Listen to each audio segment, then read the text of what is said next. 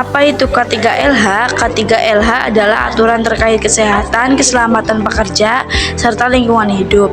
Aturan ini berkaitan dengan keselamatan pekerja ketika bekerja di perusahaan instansi.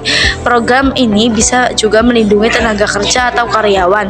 Tujuannya agar karyawan senantiasa dalam keadaan sehat serta selamat. Tujuan penerapan kesehatan dan keselamatan kerja agar setiap pegawai mendapat jaminan kesehatan kerja baik secara fisik, sosial, dan psikologis, agar setiap perlengkapan dan peralatan kerja digunakan sebaik-baiknya, selektif mungkin, agar semua hasil produktif dipelihara keamanannya, agar adanya jaminan atas pemeliharaan dan peningkatan kesehatan gizi pegawai, agar meningkatkan kegairahan, keserasian kerja, dan partisipasi. Satu prinsip K3LH adalah agar kita bekerja dengan aman dan sehat. A. Kenyamanan dalam posisi duduk. Saat kita duduk saat mengoperasikan komputer, perlu diposisikan yang baik dan benar seperti tempat duduk yang ergonomis yang memiliki sandaran yang nyaman, masih dapat diatur tinggi rendahnya, kursi dapat diputar atau dapat bergeser.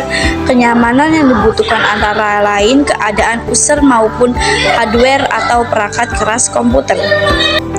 B. Kenyamanan pada posisi mata.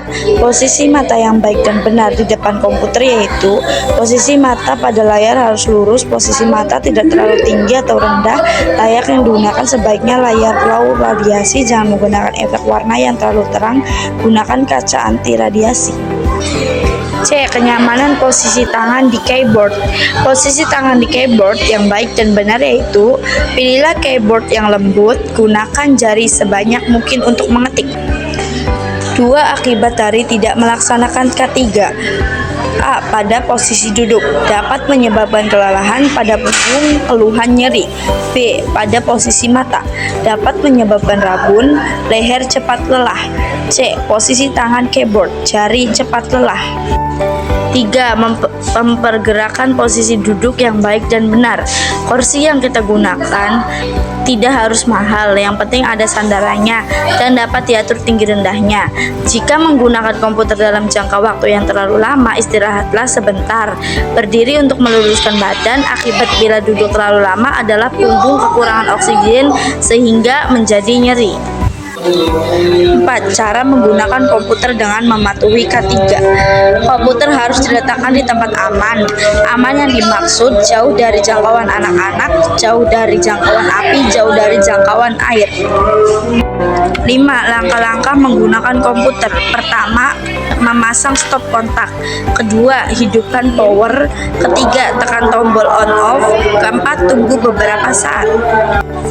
6. Manfaat penerapan K3. Mengimplementasikan artikel manfaat ketiga menggunakan komputer ini. Diharapkan Anda sebagai pekerja kantoran tetap menjaga pekerjaan yang sehat dan terhindar dari penyakit akibat kerja.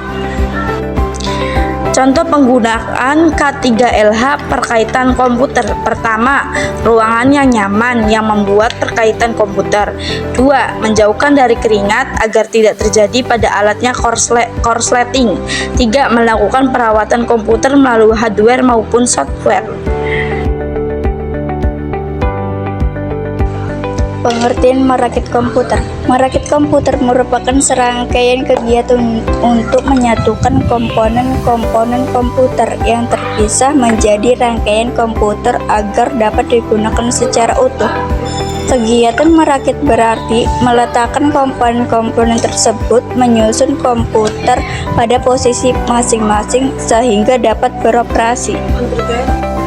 Persiapan merakit komputer. Sebelum merakit komputer, ada beberapa persiapan yang harus dilakukan. 1. Penentuan konfigurasi komputer.